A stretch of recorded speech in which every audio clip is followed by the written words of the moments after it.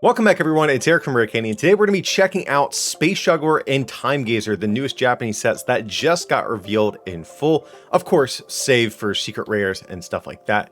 But these sets are pretty important because they are going to be the final cards that will help make up our Astral Radiance set coming up in May here. So this will be our kind of first look at these cards, and I'm going to give my sort of knee-jerk reaction today, just my first impressions, and of course I will have a full set review with more in-depth thoughts closer to the release of this set. Now, I will point out here, as PokeBeach has noted, some cards are going to be cut for our August set. We don't know which ones just yet, but if Fusion Strike is any indication, we saw a lot of like uncommons and commons and rares get withheld for that set. So I'm not expecting many like ultra rares. It's probably going to be just filler cards, hopefully at least, but we don't know for sure, so I just want to at least throw that out there. But in the case of today's video, guys, be sure to smack that like button, help feed the YouTube algorithm. And at the end of this video, let me know down below in the comment section which of these new cards you are going to be most looking forward to.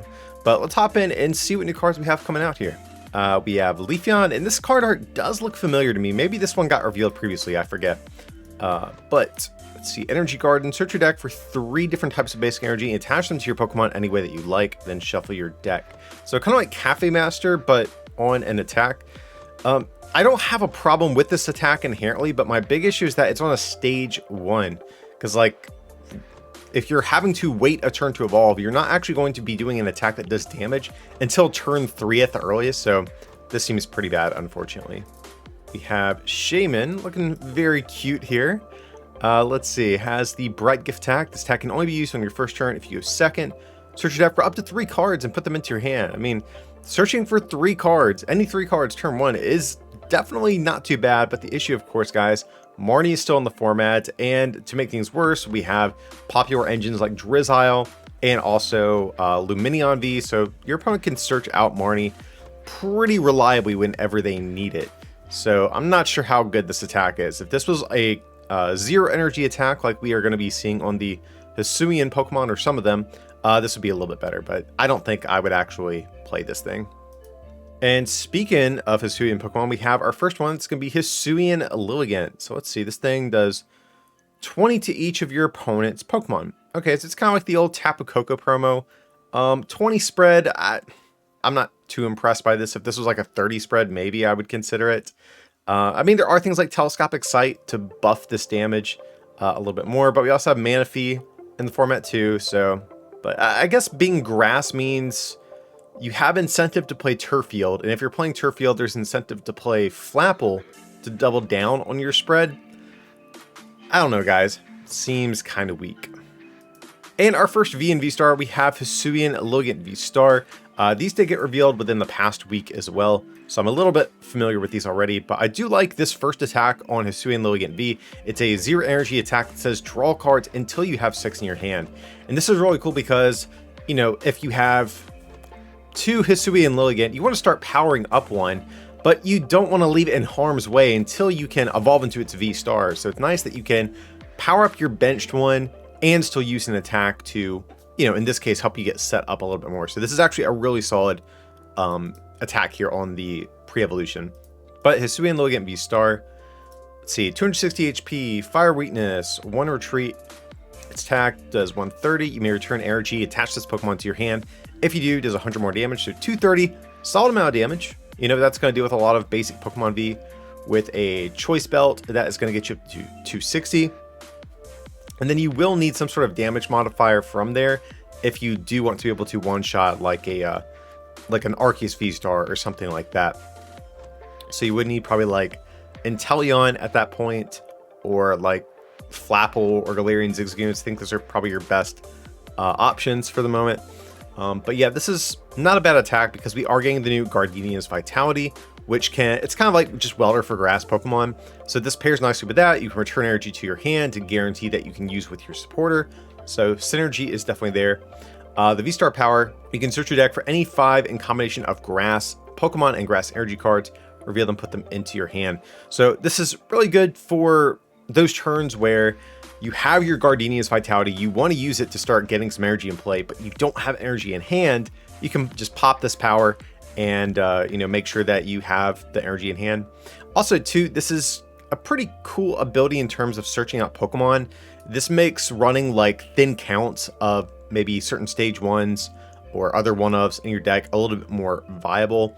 So let's say you do want to play something like a Flapple line in your deck. This makes it a lot easier to set up something like that. You can also grab things like Eldegoss V to be able to instantly get a supporter back out of your discard. So in that way, this ability is almost like Versus Seeker as an ability, which is pretty cool. But yeah, I like Hisuian Lilligant. I think this card does have a little bit of promise, especially because we are getting Darkrai VSTAR, Hisuian Samurott VSTAR. I think that one's weak to grass, if I remember right. I know Darkrai definitely is. But yeah, there's some grass weak Pokemon that we might want to be able to deal with, and Hisuian Lilligant definitely looks like a decent option for that. Alrighty, we have Politoed. Let's see.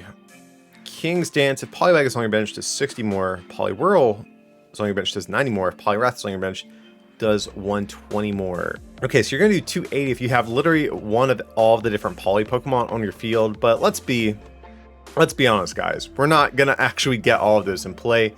A split stage 2 evolution line like that, nah, it's not happening. I'm sorry. I mean, it's a cool attack, fun attack. You can power it up for just a single attachment. That's nice, but yeah, this is just a gimmick, I'm pretty sure.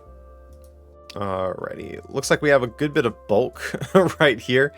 Definitely some pretty lackluster cards. Manectric, Salt Laser, not too great. Okay, but we have Luxray V up next. So Luxray here, 210 HP, fighting weakness, 1 retreat cost.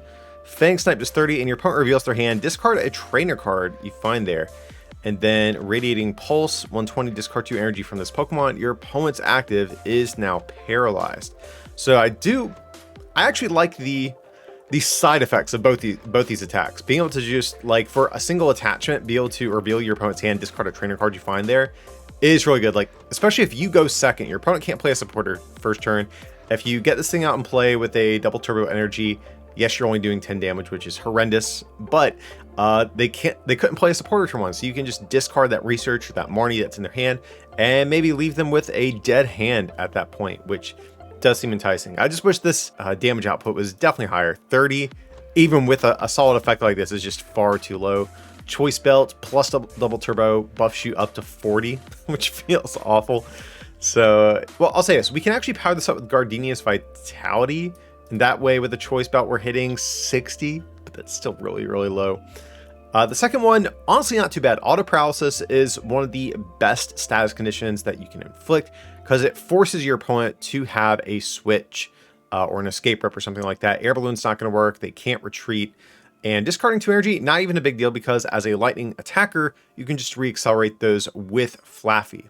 I'm not sure if this is better than Zekrom back from Vivid Voltage or Vivid Voltage, Evolving Sky. I forget what Zekrom came in. I think it's Vivid Voltage. I don't know. Double check me on that one, guys. My memory's a little bit rusty. But yeah, that one's a single prizer. It damages itself instead of discarding energy. So I don't know. Attack's not awful though. I've seen worse Pokemon be. Okay, we have Regieleki coming in with a ridiculous 3 retreat cost. I remember when this card got revealed, people were like, why does this have a 3 retreat cost? It's like the fastest Pokemon in Sword and Shield. So yeah, definitely a little bit sus, but let's see. Put an item from your discard back into your hand. Not awful. Gotta say, not awful. And then 2 Lightning and Colorless, discard 2 from this Pokemon. Does 120 to one of your opponent's bench Pokemon. I don't think this card is awful. If you ever did play this in like a Flappy deck, this would just be a one of, just to clean up knockouts on stuff you did in one shot, which that seems fine. I mean, there is consideration for playing this like a control deck for this first attack, kind of like the old Junk Hunt Sableye. But even though this is a colorless energy and that's pretty flexible, I almost rather just play the Dialga from Celebrations at that point, just because it's a metal energy, but you can get any card, I'm pretty sure, back to your hand, not just an item. But nevertheless, if this is like a one of it in your Flappy deck and you are unfortunate enough to start with this can be a decent Pokemon to lead the game with, at least for this first attack. So there's that. I'm not blown away by it though. All right, we are getting into the first of the new Hisuian starter evolutions. We have Hisuian Typhlosion here. Gotta say, this art is absolutely A tier. Love the way this Typhlosion looks here. But Psychic Pokemon, of course, once during your turn, you may discard Psychic Energy from your hand. If you do, your opponent's active is now burned and confused. So that's not too bad. And then Psychic Colorless 90. The defending Pokemon can't retreat during your next turn, or during your opponent's next turn. So this attack is a huge bummer. I really wish this was like, this would be acceptable if this was 1 for 90, or if it was like 2 for 150 or something like that. But 2 for 90 on a stage 2, that's really awful. So yeah, it looks like they're pushing this as a Pokemon just to be used for the ability. Creatures Inc. does not want you to ever attack with this, apparently. And this ability actually is pretty decent, I think. The issue is you have to be a deck that's playing Psychic Energy already.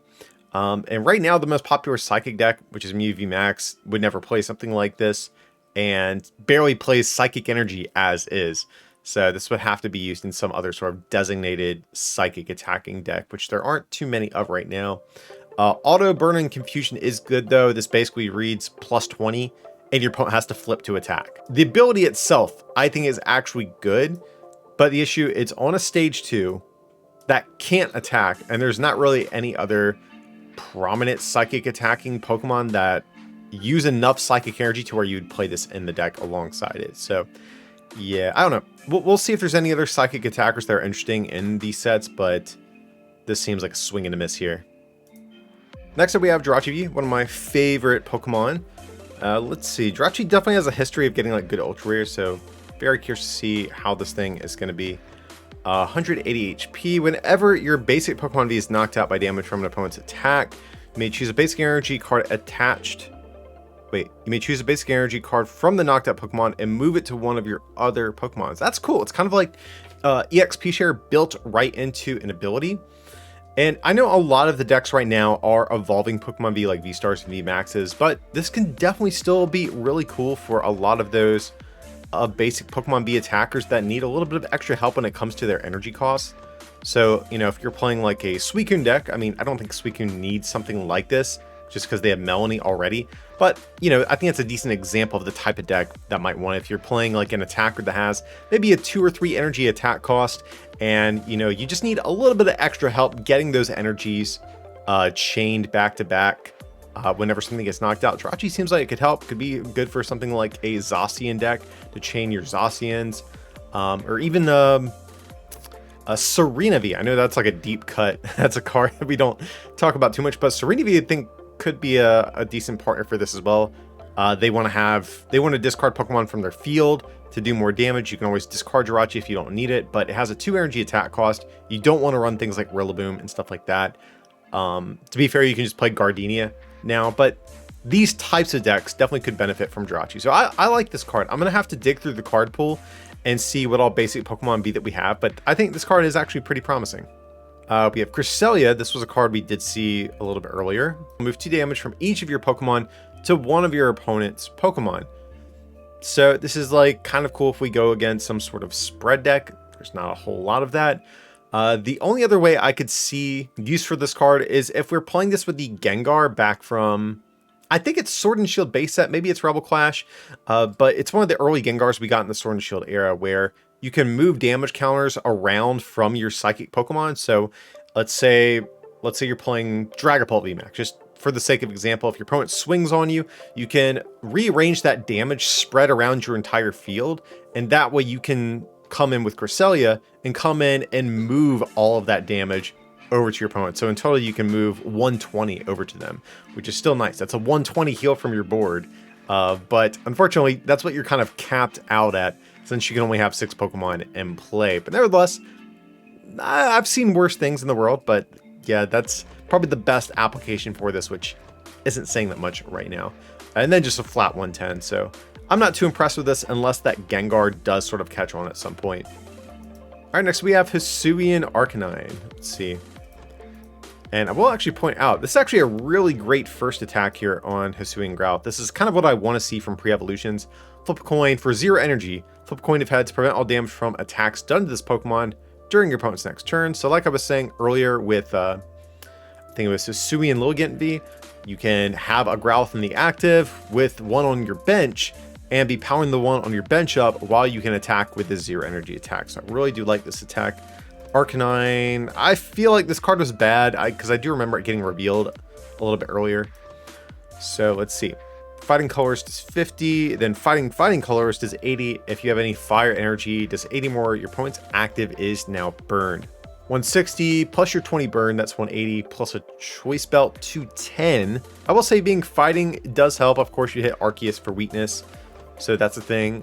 Dark Pokemon are definitely getting a buff after Astral Radiance, thanks to Dark Patch, so there might be some other Dark weak Pokemon that you can think about hitting, but yeah, this is still kind of tough because you would need the new Gutsy Pickaxe, which is not the best form of energy acceleration.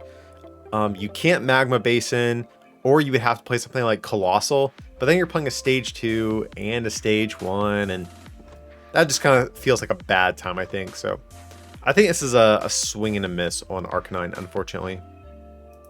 Okay, next up, we have one of the few VMAXs that's going to be in this set. We have Machamp V and VMAX. So let's check out regular Machamp, 50. If your bench Pokemon have any damage counters on them, this does 50 more. And then 2 fighting, 1 colorless, 140. So there is a new stadium that we are getting that will be able to put damage counters on Pokemon whenever they get benched. So obviously that's the big thing we would play this with. Not too special though. Let's check out the VMAX. Okay, so largely the same attack, but instead this is going to do 220. That's definitely a much better number. It's going to knock out basic Pokemon V.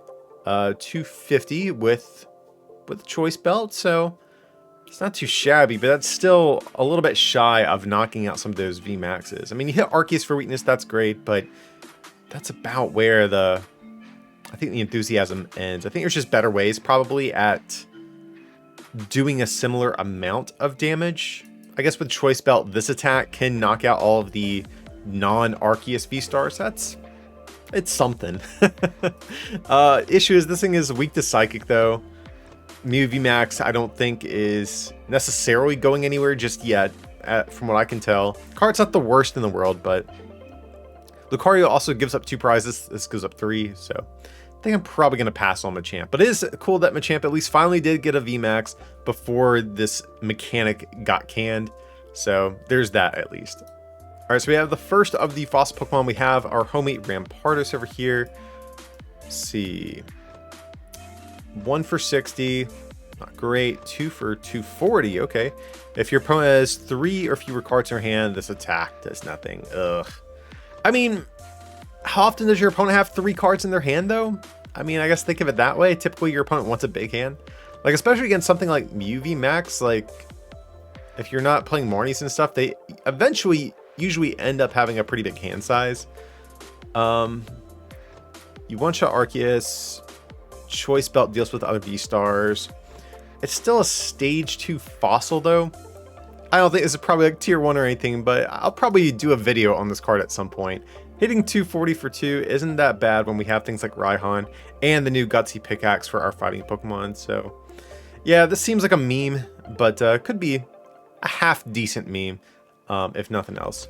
Okay, next up we have Ariados. Crazy artwork on this thing. Man, that looks wild. But 90 HP. Actually am happy about that. Makes this evolution line level ball searchable. Let's see. Tangling String 10 plus 30 more for each energy in your opponent's active Pokemon's retreat cost. Okay, so this is like the next Pokemon in a long line of attackers like this. Of course, we have Milotic V, Leafeon V Max. There's a Probopass like this. And of course, my favorite, the homie Tangrowth back from Cosmic Eclipse that I did well to League Cup with back in the day. So yeah, I love the Tangrowth deck, and I don't think any of these other cards, other than Leafeon VMAX, of course, have really come close to being as viable. Of course, we have Galarmine. We also have Muck. Yeah, I would just play Leafeon, guys. I think Leafeon's better. They're both effectively Stage 1s. Leafeon also has access to the VSTAR. Well, we'll say this has access to the other Ariados that can bring up, I believe it's evolution Pokemon, or I forget. It has a gusting effect. It's another dark Ariados. Whenever you evolve into it, you bring up, it's either a basic Pokemon or an evolution Pokemon. I forget which, but that has synergy with this too. But yeah, might be just a little bit underpowered for my taste. Also, Mew has no retreat cost in your dark Pokemon, so that feels bad as well. So yeah, I think I'm probably going to pass on this thing. So next up we have Hisuian Samurai, not the V-Star. I'll point out, I definitely think the V-Star is going to be probably the more impactful of these two. But let's see, stage 2, 170 HP, grass, weakness to retreat. Once during your turn, you may discard a card from your hand. If you do, draw 3. Okay, all right, I see you. We got dark in 2 colors to 60, plus 20 times the amount of energy attached to all of your Pokemon. Well, that's where you start to lose me, I think. This ability is really good. Don't get it misconstrued. This is the same ability we had on Swampert back from Celestial Storm, or it's very similar even to things like Cincino and Liepard that we have in the current format. But I do like that since this is a stage 2, they do give you an extra card if you do use this ability. We have Dark Patch to cheat our dark energies to play. We have Twin Energies. So if we have 3 energy, let's see, that's 60. We're doing 120 for 3. Feels really bad.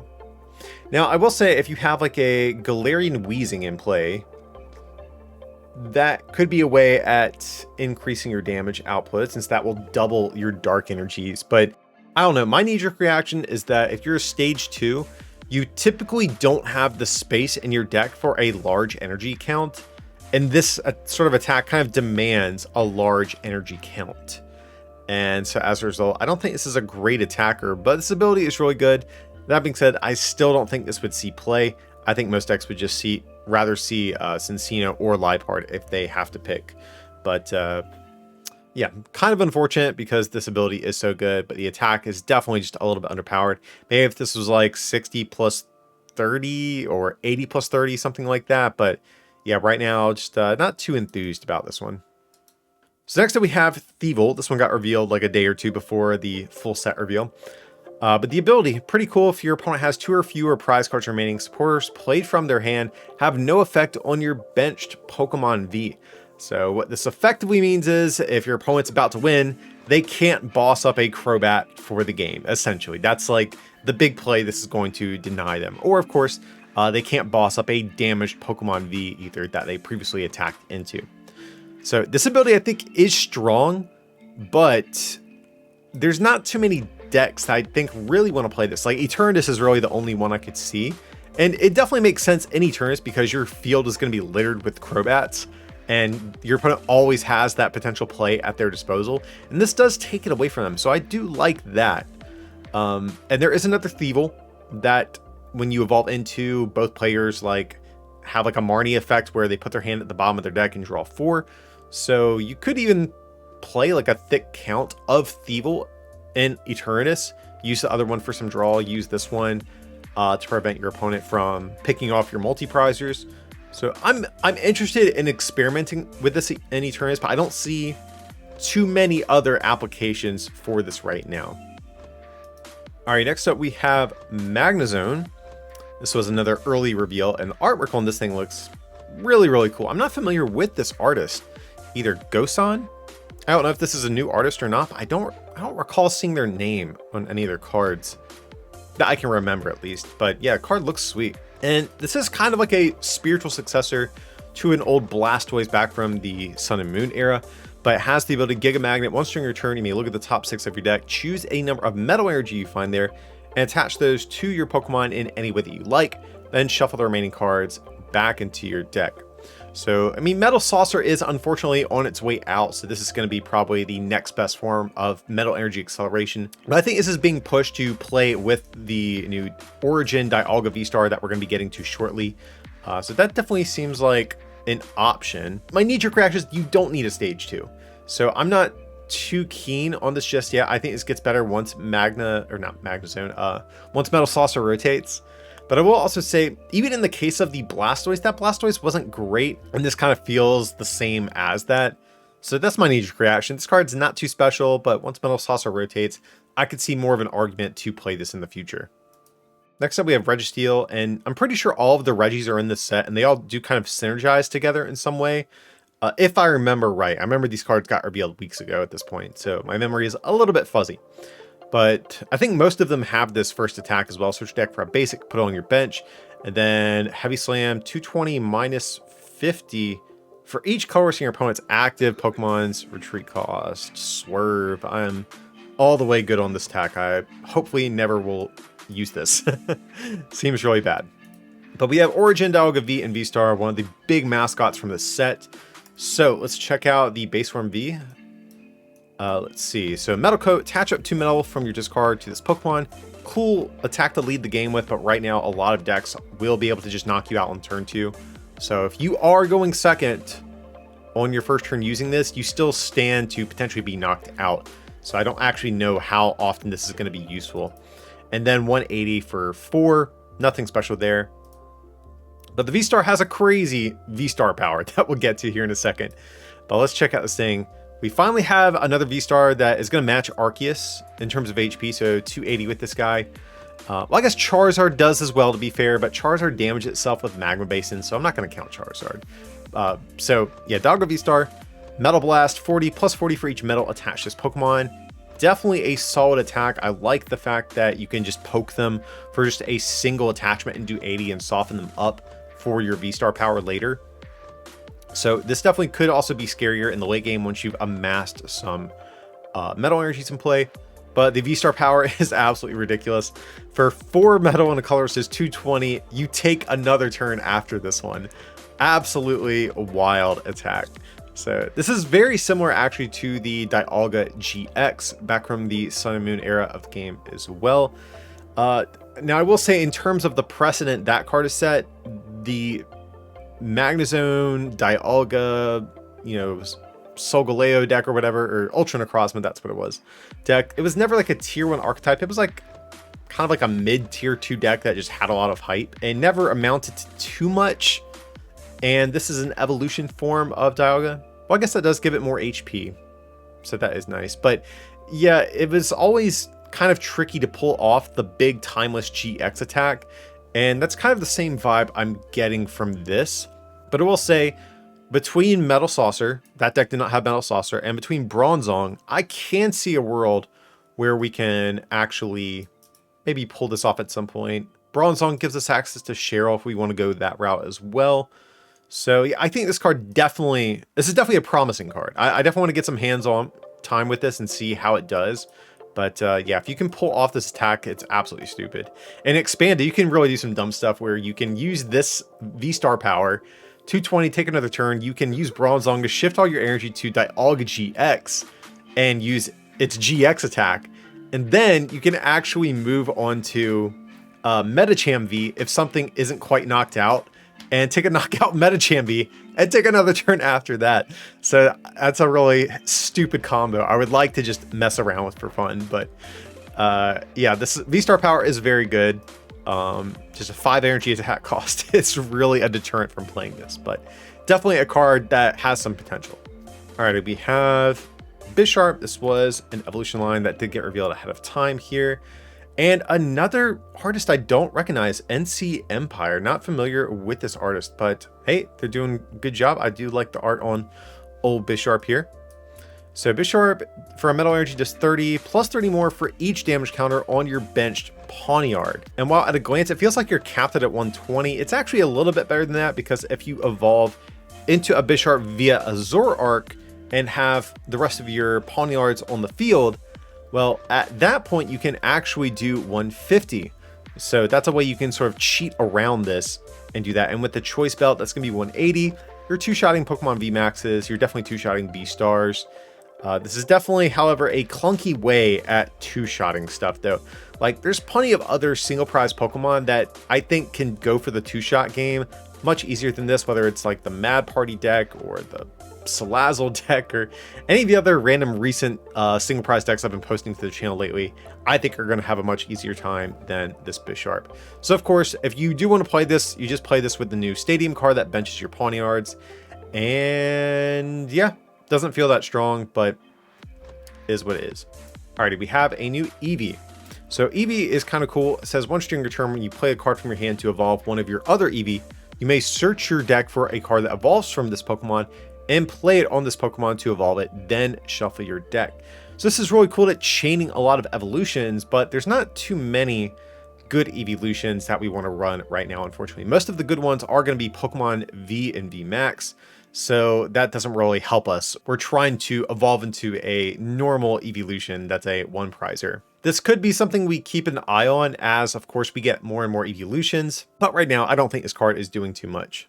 Alrighty, we have Regigigas up next, so let's check this thing out. I vaguely remember what this card does. 150 HP, very chunky for a little basic like this, or not so little basic, I should say in this case. But its ability, once during your turn, if you have all of the other Regis in play, you can search your discard pile for 3 energy and attach them to one of your Pokemon. So that's a way you can get your Regigigas up and running. That is cool. And one thing I do like, it does not specify basic energies, so you can actually grab like 3 twin energies or something like that if you really want to. So the ability is pretty cool, but you have to have every Regi in play, and that seems really dumb. I don't think we're going to do that, guys. And then the attack, if your opponent's active as a VMAX, does 150 more damage. So this card is very, very gimmicky. We're trending more and more towards a VSTAR heavy metagame. Yeah, this attack sort of gets worse over time. You're colorless, you don't hit anything for weakness, but if you are a fan of the Regis, your time has come. There is going to be, it looks like, a Regi deck you can attempt to play, at least. But we'll keep our eyes peeled for the other Regis. Maybe the other ones are going to be a little bit more appealing than this guy. Alrighty, we have Hisuian Bravery. One of my favorite new Hisuian forms that we had in Legends Arceus. Let's check this thing out. This attack does 30 times the amount of energy attached to your opponent's active. That's its first attack. Unfortunately, guys, this is only going to be hitting 60 to 90 damage on average. I guess it's a 0 energy attack, so I mean, I guess that's fair, I guess, but that seems pretty weak. And we're never attaching 3 energy to this Bravery, so we would only ever consider this if this first attack is good, and it is not. So, gonna pass on this one. Next up, we have Greedent. This is another early reveal that we saw from the set. Has the attack called Dump. Interesting attack name for sure. But you discard your hand. If you discard 5 or more cards in this way, this attack does 150 more damage. So I know this is a steep sort of downside, but we do have cards like Twin Energy Double Turbo to power this up. You can actually make like a whole like rodent deck if you really want to. Like you just play this with a bunch of barrels to keep refilling your hand size after you discard it. So that could be a fun little meme that you can mess around with. But yeah, 210's not bad. With the choice belt, 240 as well. It's not awful, but yeah, there's just better ways at doing the same thing with other similar one prize decks. And the last Pokemon for the first set we're going to be looking at, God, I just realized we still have a whole nother set to go. There's so much here. We have a Weirdeer V. So Weirdeer, another very early reveal from this set, if I remember right. Once during your turn, when this Pokemon moves from your bench to become your active, you may move any number of energy from your other Pokemon to it. And then for 3 colors, just 40 times the amount of energy attached to this Pokemon. Alrighty, so this is definitely positioning itself to be like a big late game hitter that you pivot into to just take like a huge KO on like a fresh VSTAR VMAX out of nowhere. I can definitely see this in something maybe like an Arceus deck where after you've done a couple of Trinity Novas already, especially if maybe you're like the Dark Arceus version where you have Moltres potentially to keep cheating extra energies in play, this can definitely help give you a big late game option. So if we want to knock out VSTARs, we're going to need, what, 7 energy? Okay. And Double Turbo does count as 2 different energies, so that does actually help. If you have 2 Double Turbos in play, but that does give you some damage reduction in the process. It's possible, guys. I mean, you're playing probably 3 to 4 switching cards in your deck already. I think you can probably pull this off. I remember being very wrong about Heatran GX. I thought that card was absolute like dog crap when it got revealed, and it wound up being a really impactful card. So I don't want history to repeat itself and dunk on Weirdeer too much here, because I do think this ability definitely could be pretty decent. So we'll have to see what it does, but I think this card does have some promise. Alright, so for our first trainer card, we're going to look at Switch Card, another early reveal. I think we've actually probably seen most of these trainer cards that we're going to look at today already, but nevertheless, switch your active basic with one of your bench Pokemon. If you do, heal 3 damage from the Pokemon you move to your bench. So this is definitely a strict upgrade to switch in those basic decks. So if you are like a Zacian deck, that's a really good example. You would never play switch again. You would just play switch card and maybe like escape rope. I don't know how impactful the 30 heal is going to be all of the time, but if your opponent is starting to set up maybe some KOs with Inteleon, this definitely might help, you know, get rid of a little bit of that damage for you. Not every deck is going to play it, but obviously if you're a basic deck, there's no reason to play, you know, switch over this at that point. So I welcome this card, but I don't think it's going to like change the game or anything like that. Okay, we have trekking shoes. Okay, this is a new one, I'm pretty sure. So we look at the top card of your deck. You may put that card in your hand or discard it and draw one. Ugh. So this is a good card. Like, don't take my reaction as me not liking this. This is definitely good. But my issue is I just don't want to see cards like this. I don't want these turbo style cards running around because all of my personal favorite playstyles of decks right now aren't that viable. Or they definitely are more so after Brilliant Stars. But like stage 2 and evolution decks, they need some time in the early game to get going. And cards like this just enable stupid fast decks that are really just usually uninteresting decks. And I don't really want to see this as a result. But this is still good. This is basically like a draw one, which on an item is still fine. Being able to discard the card too if you don't like it is also really solid. You basically have the option of digging 2 cards deep, even if you're just getting the one. Discarding cards can be good. That's good for dark decks because they can get the energy back out with Dark Patch. That'll be good for decks like Mad Party, Wormadam, Lycanroc, stuff like that as well. And just I think a lot of fast decks could just play this. Also, I think Mew VMAX definitely could play it. I mean, we've seen them play things like Rotom Foam, which accomplishes something very similar here. So yeah, I think this card will absolutely see play. I'm actually pretty confident about that. But again, I'm just not excited to see these types of cards just in general though. But definitely a good card, I think. Of course, we have our fossils for our fossil Pokemon. We have Featherball. So Featherball is, I think, a pretty big disappointment. So search your deck for a Pokemon with 0 retreat cost, reveal it, put it into your hand, then shuffle your deck. So this is kind of like the inverse of Heavy Ball from before. Heavy Ball, of course, let you search for a Pokemon with a 3 or more retreat cost. And I really wish they went something similar with this, where instead of a 0 energy cost, I wish it was search your deck for a Pokemon with a 1 or fewer retreat cost. That would have been a little bit better. Because 0 is just a little bit too restrictive. I'm not confident that this is going to really be a very flexible card. And if we just look through the cards in this set, yeah, there's 3 Pokemon with a 0. There's 3 Pokemon with a 0 retreat cost. I mean, I'm sure there's plenty in the format, but we'll have to go through the card pool and see if there's anything that can abuse Featherball. But for the moment, I'm not too stoked on this card. I think this is a little too situational.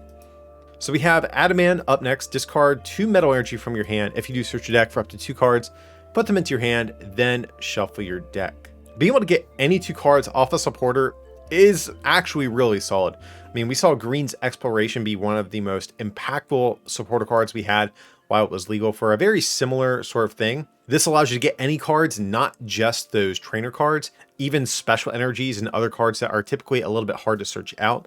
But of course, the big downside is we do have to have Metal Energy to discard, and that might be a little bit of a challenge. We are going to have to play this in a deck that has ways at reliably getting energy to hand via something like Training Court or the single prize Eldegoss. And that might make this card a little bit difficult to play on the turns that you want to.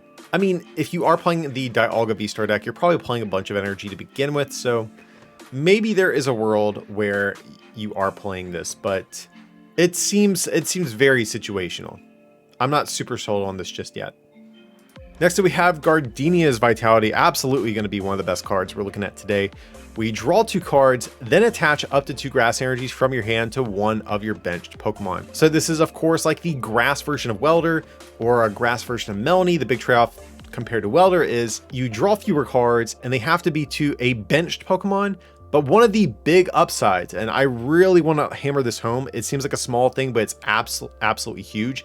You draw before attaching the energy here. I can't count how many times I've went to play Welder where I'm just like, man, I'm short 1 fire energy. Like, if only I could do the draw 3 effect first and then maybe hit the energy to accelerate with the card. So I think the draw 2 being first is absolutely huge. I really, really do love that a lot.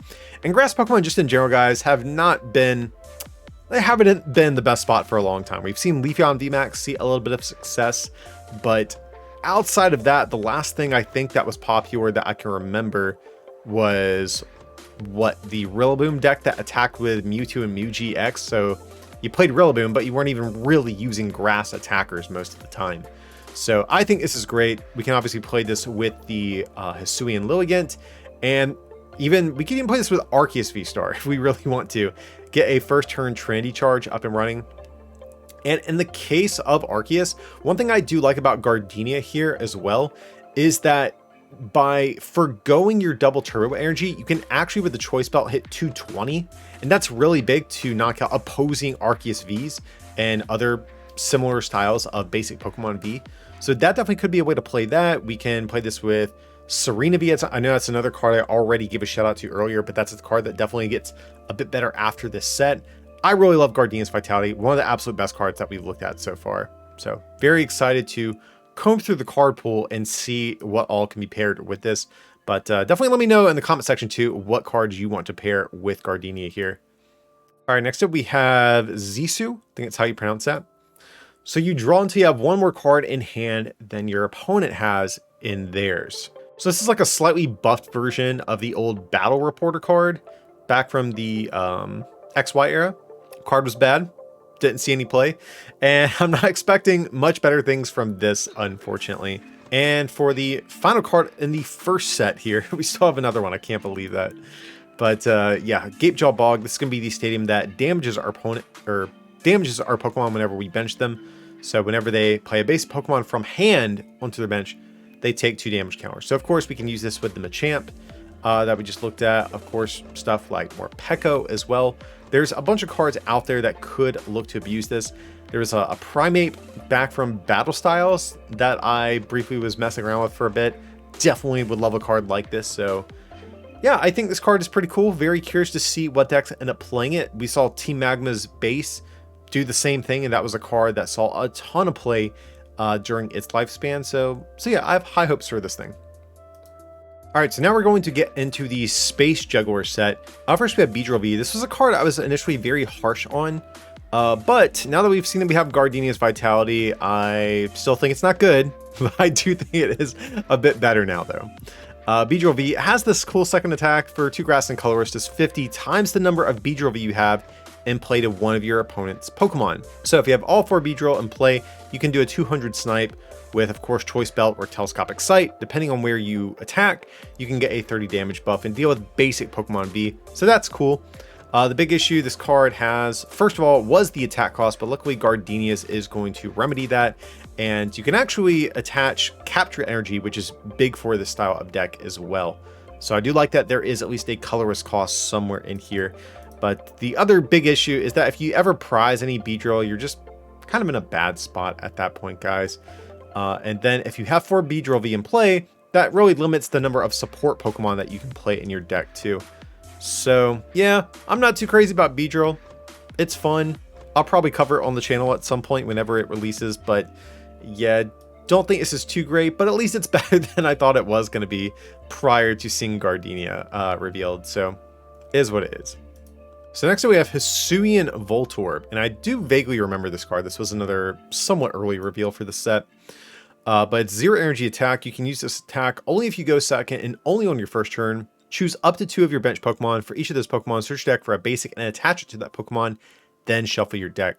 So I actually do think this could be a potential one of in certain decks. You know, if you're a V-Star or a V-Max deck and you typically aren't doing a whole lot on your first turn, you're really just waiting to evolve into your evolution to get going, Voltorb actually could be, I think, a really solid Pokemon to lead the game with. You just need a one of. You can even hard retreat into it because it has a 0 energy attack and set up some of those multi-prize Pokemon. I think this card actually situationally isn't too bad. I kind of like Voltorb. The Hisuian Electrode, much worse. It is kind of cool that I think it's actually the first time we've ever seen a Pokemon who has exclusively multiple 0 energy attacks, but they're just not that good, unfortunately. So gonna pass on that. Next up, we have Kricketune. This is gonna be another potential key grass support Pokemon that we're going to be getting. So it has the ability, the HP each of your grass Pokemon, excluding Kricketune, is increased by 40. So that is going to be nice. Oh, and you can't apply more than one of these abilities at a time. Important to take note of. But this definitely could be good. This is going to buff our Lilligant Vs up to, or V-Stars up to effectively 300 HP. This is going to make it to where, you know, with Leafeon V-Star, this plus its attack that reduces damage done to it could make Leafeon V-Star pretty tanky. Of course, Leafeon V-Max is going to make that, what, a 350 HP Pokemon effectively? Or 360? I forget. I think Leafeon has 310. It's 310 or 320. I forget. But yeah, so I think this card definitely could be good at making our grass Pokemon a little bit more tankable. So this would probably only ever be a 1/1 in your deck, but if you are playing something like a Hisuian Lilligant V-Star, you can always pop that V-Star power to set this up whenever you need it. So yeah, Kricketune, not awful if your grass Pokemon are susceptible to being one-shot by certain things. Kricketune definitely could be a decent tech. All right, next up we have Orbeal. Definitely, I think, a very unique card, if nothing else. But its ability says, once during your turn, when you play this card from hand to evolve a Pokemon, you may attach up 3 energy from your opponent's discard pile to their Pokemon in any way that you like. And then the attack does 30 plus 50 for each energy attached to your opponent's active Pokemon. So obviously, guys, you can see this energy here. You just jam a bunch of energy on your opponent's active, swing for a huge amount of damage, and one-shot them ideally.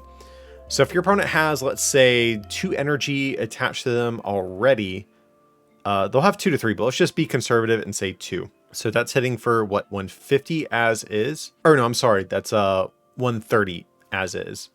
And if you get 3 more energy out, if they're not double turbos or something like that, that's another 150, so you can hit for 280 at that point. I don't hate the card.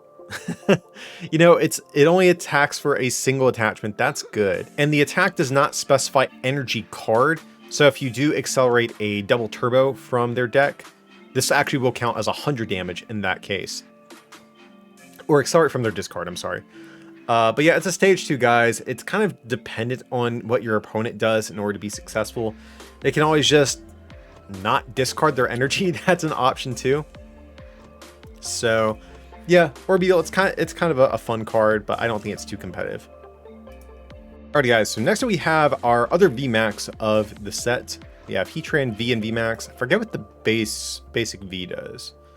See, burn for 2 seems pretty bad. Then Lava Fall, if you have a stadium, just 90 more. Okay, so if you have your Magma Basin, obviously in play, you can hit for 180. Not the worst thing in the world. Not great though. But the VMAX, let's check this guy out here. Oh my god, this artwork is straight up nightmare fuel. This is not Heatran is not living his best life right now. I hate the way this guy looks. But that being said, 330 HP, water weakness, 4 retreat. God, what a tank. But the ability, if you have a stadium card in play, you may heal 50 from this Pokemon. And then its attack for 2 fire and a colorist is 180. Your opponent's active is now burned. So this is kind of just like a fire version of Duraludon VMAX. That's like the big vibe I get from this, because Duraludon, it's trying to tank with things like Crystal Cave. This kind of does the same thing, but if you have a Magma Basin in play and it's your ability, similar amount of damage once you factor in the burn as well. I will say the upside to Heatran, of course, is that you do have Magma Basin to get up and running. So that could make chaining your Heatrans a little bit easier potentially. So that is kind of nice, but there's definitely some issues here. Like, one of the big ones is that you have a weakness, whereas Duraludon does not have a weakness.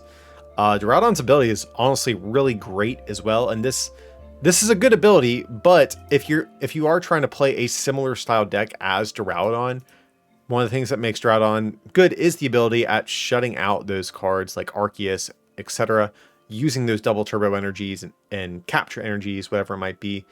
So yeah, I'm not sure if this is better or not. The tank ability outside of Pokemon that hit you for weakness with Heatran, I do think is better. And there is even a world too where you can go like you heal 50, then you Pumpkaboo your stadium, throw another one down, heal another 50. That could be a cool line of play as well. Card seems a little bit lackluster. I think I'd rather just play Duraludon, but I could be wrong, guys. let me know what you think, but I'm definitely leaning a bit more towards the Duraludon route right now. Okay, so we have the next of our Reggies. We have Regice, and like I said, the art on this thing is looking good. And yet again, another artist I don't recall ever seeing. Aoki? Aoki? I don't know how you pronounce that, but yeah, this thing looks pretty sweet. Gotta say, it has that first same Regigate attack, but the second one for 2 water and a colorist does 100. If the defending Pokemon is a V, it can't attack during your opponent's next turn. So this card's like pretty close to being decent, but the big issue that I have is that this effect gets placed on your opponent rather than being placed on you. So if we compare this to the old Regice all the way back from, oh god, was it Roaring Skies? I forget. The Regice back from the XY era. It did the same thing for Pokemon EX, or basic Pokemon, something like that, but it placed the effect on itself. So the issue with this is that your opponent can just retreat into a different Pokemon V and attack you with that. So I think Regice misses the mark a little bit. Okay, we have a Glaceon. Frost Veil, 30, prevent all damage done to this Pokemon by attacks of evolution Pokemon during your opponent's next turn. So I mean, that's honestly not a bad side effect. And this is kind of what I was talking about when we were discussing Regice. I wish it had an effect like this that placed it on itself. The issue, of course, is this damage output. This really needed to have been like 60, 70, because at that point with the Choice Belt, you can actually do a respectable amount of damage. But 30 is just not enough, I don't think. So probably going to pass on this thing. So of course, up next we have Origin Palkia VSTAR. Let's check these things out. Oh god, I can't get over how bad these designs are. Like, just as Pokemon. I only know what the card does at this point, or I vaguely remember what the V-Star does, but I don't know who approved turning Palkia into this weird horse hybrid nightmare fuel that we have going on here. Oh, I hate these things so much, but let's get back to the actual cards. You search your deck for a stadium card, be able to put it into your hand, and then 2 water and a color says 200. This Pokemon can't attack. Nothing special. But of course, the V-Star, this is like a souped up version of Suicune from what I can recall. So yet again, 280 HP, definitely solid. But Spatial Swell, 2 water to 60, plus 20 for each bench Pokemon, both yours and your opponent. So this is indeed a better version of the attack we've seen on Suicune V. So if both players do have a full bench, we're going to be hitting for what? 260? Yeah, so at that point, just a Choice Belt or an Inteleon snipe away from being able to pick off opposing Pokemon V-Star like Palkias and Arceus, etc. Then it's V-Star power. Once during your turn, you may use this ability, attach up 3 water energy from your discard pile to your water Pokemon in any way that you like. So I definitely think there's a good mix of pros and cons about Palkia compared to Suicune. I think in definitely terms of good things, the V-Star power is great. This is going to make you less reliant on Melanie throughout the course of a game. Of course, the damage output is great as well. This means you don't need to run something like a Ludicolo if you do want to get a one-shot on V-Stars. You know, V-Maxes, that's a different situation, but just in terms of V-Stars, which the game looks like it's trending more and more towards, this definitely seems like it's going to take up a lot less deck space, despite being an evolution. Of course, the big downside of Palkia by comparison, though, is that it is going to be an evolution, and it means that you can't put on early game pressure in the same way that you can with Suicune, because you can actually get up and running and attack with Suicune on turn 1 going second, and you can't really with Palkia. You can search for a stadium card, but Suicune's hitting for, you know, sometimes around 200 on turn 1, depending on the circumstances. So that's something that you're sort of giving up. You also can't play Capture Energy in the same way that Suicune can, because you need 2 water energy specifically for this attack, and that might make setting up your Inteleons or whatever it might be a little bit more challenging as well. So those are sort of the pros and cons, but Palkia, I mean, I think it definitely seems like a solid card that we have here. It looks like it's going to be able to deal with Pokemon V-Star potentially. It's tanky, has a good ability, so seems good. So next up we have the Togekiss evolution line. This is very interesting, I think. This evolution line definitely gives me big Inteleon vibes. Togepi, whenever you bench this from hand, you heal 10 from your active. Whenever you evolve into Togetic, you heal 30. And then whenever you evolve into Togekiss, you heal 90. So you get this like gradually, you know, progressively better coming into a playability every time you evolve, much like Inteleon. But of course, it's not as good as Inteleon, but I go back and forth in terms of how I feel about these cards. Like, if you are like a pretty low maintenance tanky deck, like if you're trying to play something like the Stonjourner VMAX, or some of those like meme healing tanky decks, this definitely seems like it could be an option. Unless there's something I'm missing right now. Again, these are just sort of my knee-jerk impressions to these cards. I can't think of anything that would really rather have these instead of Inteleon, since you're probably playing a very similar line in your deck. So I might pass on these, but maybe there's something cool that happens with them at some point. Let's see, we have another Reggie card. Yet again has the Regigate attack. And then Giga Impact is 140. This Pokemon can't attack during your next turn. Seems pretty bad. I mean, like, I know we can play Gutsy Pickaxe once that comes out, but I don't foresee us actually attacking with this card. So probably just going to be a bench sitter to activate Regigigas' ability, if I had to guess. See, we have Carbink here. Definitely very cool art on this thing. I do like that. And this card kind of has the same issue that the Shaman has that we looked at earlier, where you search your deck for 2 cards. This time it's 2 items. Reveal them, put them into your hand. But again, guys, you can just get Marnied so easily right now. And actually, like, why would you ever play this over the Shaman that we're getting in this same set? Because Shaman's like basically the same. Is Shaman a grass energy or a colorless? That does affect things. No, Shaman's a colorless as well. So I see no reason why you would ever play Carbink, because Shaman does the same thing, but it gets you an extra card, and it can be any card too. So yeah, Carbink seems like straight up trash. But going on, we have Hisuian Decidueye here, and we'll say the art on this thing, absolutely A+. Love the way this thing looks. But has the Cutting Talon attack for 0 energy, just 30 times the number of damage counters on your opponent's active Pokemon. If you're going for a 2-shot and you hit them for even just like 100, I mean, that's pretty good. Let's see. If we want to one-shot a VSTAR, if they have 7 damage counters, we're hitting 210. That doesn't seem too hard to get done. So I could see a world where, like, you're just playing this with like Hoopa to just Assault Gate, I think that's the name of the attack, over and over for low amounts of damage, and come in with Decidueye to clean up those KOs. Doesn't seem like the worst thing in the world to me. That seems like your attacker is low maintenance enough to where you can actually carve out the space for a stage 2. So I'm actually like kind of into that idea. I mean, this is a stage 2, so of course I'm kind of into it. I'm desperately always seeking for any reason to play a stage 2. A stage 2 attacker, specifically, I should say. So yeah, the more I think about this attack, the less I hate it.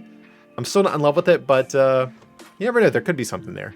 Then the other attack, we're probably never going to use. Fighting 2 colors does 80 to 1 Pokemon. Nah, I swear. We ain't messing with that. First attack definitely has some degree of promise, though. Alrighty, next up we have Kleavor VSTAR. I gotta say, I know 5-bond or 5-band graphics gets a lot of crap for how their art looks. And most of the time, I actually usually disagree with people, but I gotta say, this card is not their best work by any stretch of imagination. This looks pretty awful.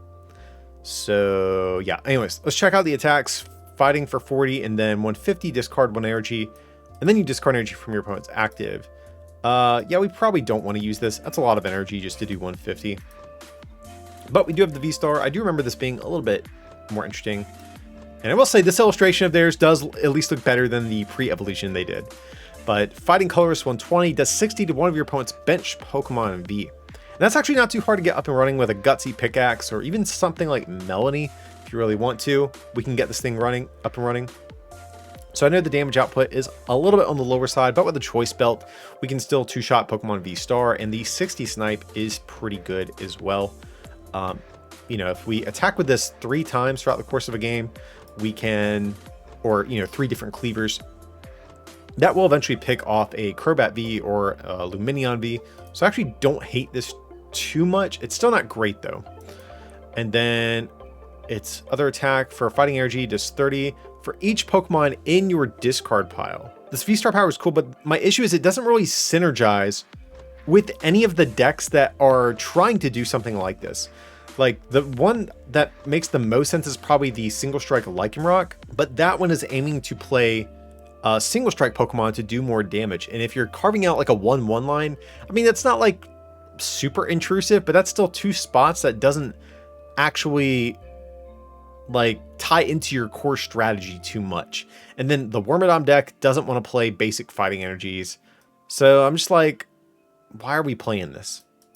So I'm not too stoked on this, I have to say. I wish this damage output on this first attack was a little bit higher. Maybe like 140. I would be cool with that.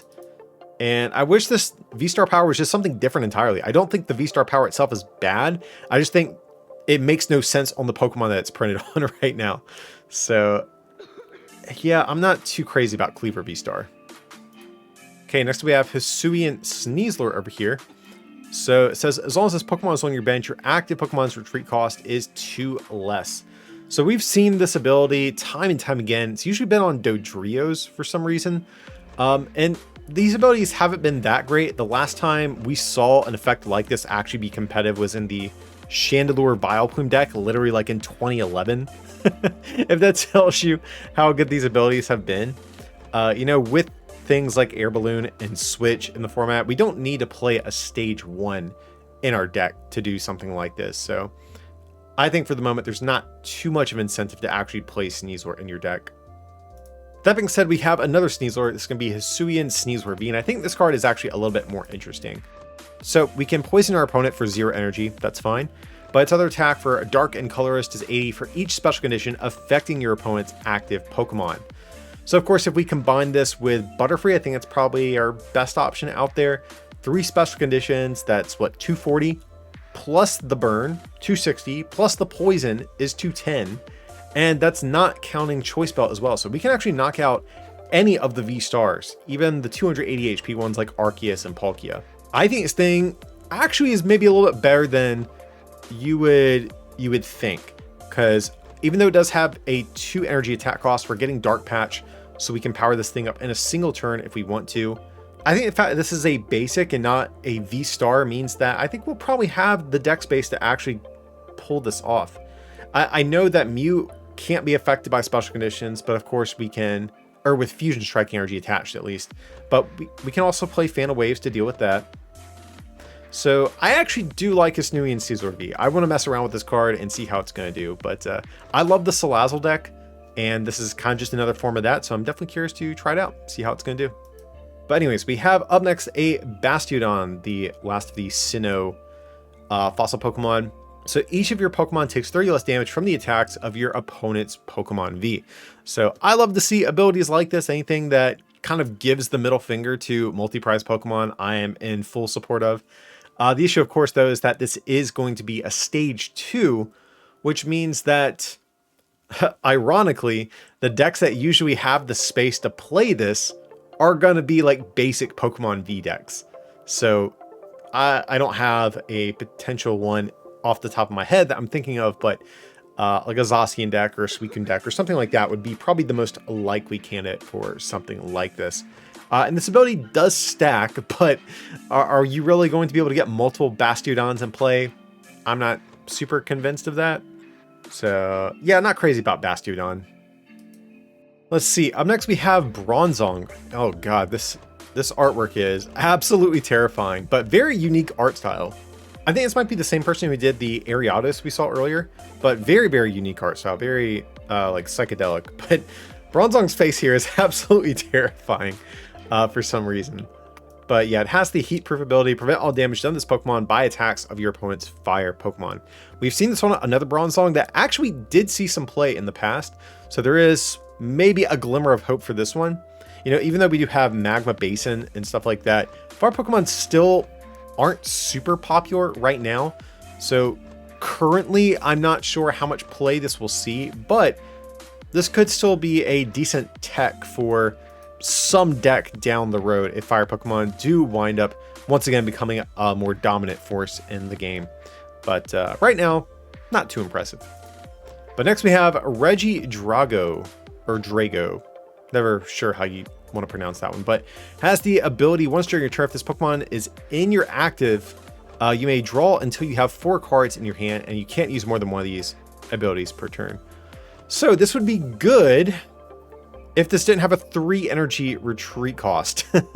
Because like the play you would typically want to make with cards like this, you would promote them when something gets knocked out, you throw down Air Balloon, and then after you use the ability, you retreat onto something on the bench. But since this has a 3 energy retreat cost, you have to play weird things like the Sneasler we saw earlier, or just normal switching cards, and that feels kind of bad. So yeah, I think this is definitely a big missed opportunity. You know, if we do get a Floatstone reprint or something that easily addresses this retreat cost, maybe we revisit this, but for the moment, not the biggest fan of this card. Okay, next up we have Ursaluna. Oh, and actually we'll give a shout out to Teddy Ursa. This first attack, not bad. Nothing game breaking, but it's always nice when these pre-evolutions have decent attacks. So on a coin flip, get an item from your discard, put it into your hand. So if you like research away a rare candy turn 1 or something, you can maybe use this attack to get that back. So that's kind of cool. I do like that. Nothing special about Ursaring, but then Ursaluna, of course, the new evolution. God, 180 HP. This thing is big. Big. But it has this attack, put 2 cards from your discard into your hand. That's pretty good. I like that. That's definitely good. And then it's attack 3 energy, does 200, discard 2 energy from this Pokemon. I would rather just play the Cinderace from Sword and Shield because for a similar amount of energy, it does 190, but its ability gets energy attached to it. So this is just a worse version of Cinderace all around for this attack. The only reason you would ever play this is potentially for this first one. And you would play this as like some sort of controlling deck, but you know what? I think if we're trying to play a control deck, I'd rather just play Floatzel. Floatzel is going to be a stage 1. I know it's limited to item cards, but frequently items will be able to get you access to the cards that you want. So yeah, this first attack is good, but it's on a stage 2, so gonna pass. All right, next up we have Oranguru V, a card that I did see get revealed before I went to bed when everything was being translated for the set. But yeah, this ability, if this Pokemon is in the active spot, you may search your deck for 2 Pokemon tool cards, reveal them, and put them into your hand. And like I say, I am stoked on this because I'm a sucker for the Whimsicott deck and also the Pachirisu deck that we also just got in Brilliant Stars. And this pairs very nicely with those. I'd say especially the Whimsicott one in particular. I don't think I would actually play this in Pachirisu, because I don't think Pachirisu like has a big issue finding tool cards when it needs them. But with Whimsicott, this definitely could be good because every time you are discarding your tools and every time a Whimsicott goes down, you can promote your Oranguru, guarantee 2 more tool cards for the next turns. And between this and Honchkrow V, I might be dusting off old Whimsicott for one last ride before it finally rotates. So I personally like this. Also too, it's just nice because you can promote it and you can guarantee that one of the tools is going to be a air balloon. And then from there, you can grab your choice belt, which more than likely is what you want anyways. So yeah, I actually do like Oranguru. It's only good in, I think, specific decks, but I'm a fan of that. The attack, forgot to even mention it, 30 plus 50 for each energy attached to your opponent's active. So if they have 3 energy, hitting 180, nothing too special. You can use Gardenia to power this up. But other than that, I think it's going to be a little bit tricky unless you're an Arceus variant. And for the last Pokemon we're going to check out, we have a Komala. Komala always gets interesting cards, but they're usually bad. Let's see the ability. If this Pokemon is asleep and when it gets knocked out by damage, your opponent doesn't take a prize for it. So yet again, we have a card. Very interesting Komala, but it's pretty bad because even if you do put yourself asleep with this attack, half the time you're just going to wake up and your opponent can still take a prize, or they can just boss around it. So this is definitely a big meme over here. Nothing special. So up next, though, we have a reprint of Energy Lotto coming back into the format. We get to look at the top 7 cards of our deck, pick an energy we find there, put it into our hand. So while Energy Search is going to be better most of the time, the thing that makes Energy Lotto good is that it does not specify basic energy. So this is going to be one of the only ways, actually, that we can search special energy out of our deck. So if you are an Inteleon deck and you are playing, double turbo energy and things like that, you might consider a copy of Energy Lotto to try to hit those double turbos. Of course, it's not a sure thing, so there are going to be times where you play this and don't hit what you want. but it's the only thing we have right now, or the only reliable thing, I should say, if we want to be able to find our special energies. So Energy Lotto definitely could see some play, but most decks will probably prefer Energy Search if they're playing basic energies. And since we had Feather Ball, it only makes sense we were getting Hisuian Heavy Ball, but this one's very different from the original Heavy Ball. You look at your face down prizes, you may reveal a basic Pokemon you find there, put it into your hand, then shuffle this Heavy Ball into your remaining prize cards and put them back face down. If you don't reveal a basic Pokemon, put this card in your discard pile. So I think it's just far too situational. And I think the only decks that would want to play something like this are going to be like Durant maybe, or like Mad Party, or a deck like that where you really can't afford to prize any of those Pokemon. So maybe actually in those decks, this is a slightly better version of Peonia, because more likely you're only you're trying to fish out one card in particular. So maybe it'll make sense there, but most decks aren't going to be playing this. We have super effective glasses. So when the Pokemon this card is attached to does damage to your opponent's active Pokemon, and that damage is affected by weakness, the weakness becomes ×3 instead. So that's interesting. The only time this would be good is if you're an attacker that's not strong to begin with. And if you're playing an attacker that's not strong to begin with, you don't have much incentive to play it. So I think this card, it's novel, like it's interesting, but I don't think it's very good. Okay, next up we have Irida. I don't know. How do you pronounce this thing? Let me know, guys. But new supporter card. Search your deck for a water Pokemon and an item. Reveal them, put them into your hand, then shuffle your deck. So this is just like a water version of the old Karina card back from Furious Fist, which is actually one of my favorite supporters of all time. I was a huge fan of the Karina card. It enables a lot of really cool stuff in terms of like deck building. And I really like these sorts of search-based supporters when they are done right. So this is cool. You know, if you're a stage 2 deck in particular, that's where I get a little bit excited, because you can grab your stage 2 plus a rare candy and get up and running that way.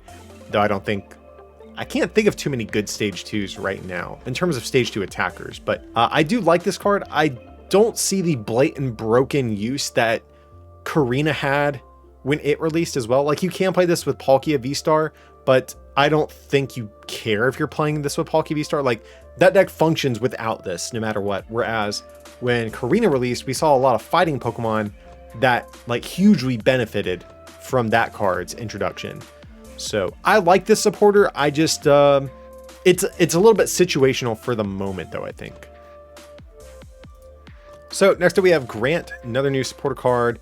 So during your turn, your fighting Pokemon's attacks do 30 more damage to your opponent's active. But what makes this card, I think, so sick is the secondary effect. During your turn, if you discard 2 cards from your hand, excluding a Grant, you may take this Grant from discard pile, reveal it, and put it into your hand.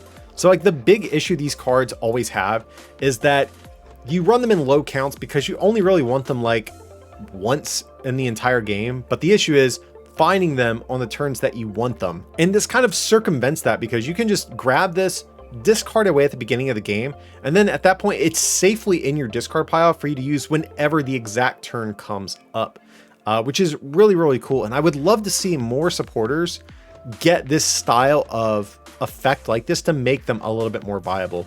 So yeah, this is absolutely amazing for fighting decks in comparison to Leon. Definitely a big upgrade over that. So yeah, I'm definitely curious to try this out just because of how flexible this supporter actually is. So very cool card. Very happy to see this. We have Choi. Both players reveal their hand, then you draw 3. Okay, so it's like a better version of Hop, I guess. But yeah, I'm still not playing this though. And last card, Temple of Sinnoh. It's actually a pretty good note to end on too. The stadium is very good. Each special energy attached to a Pokemon play provides colorless energy and has no other effect.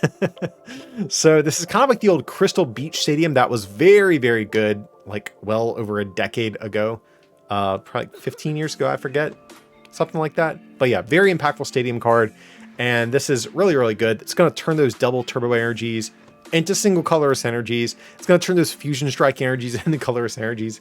It's basically like the Dusknoir that we have in the format already, but as a stadium. And yeah, I think this is a really cool card.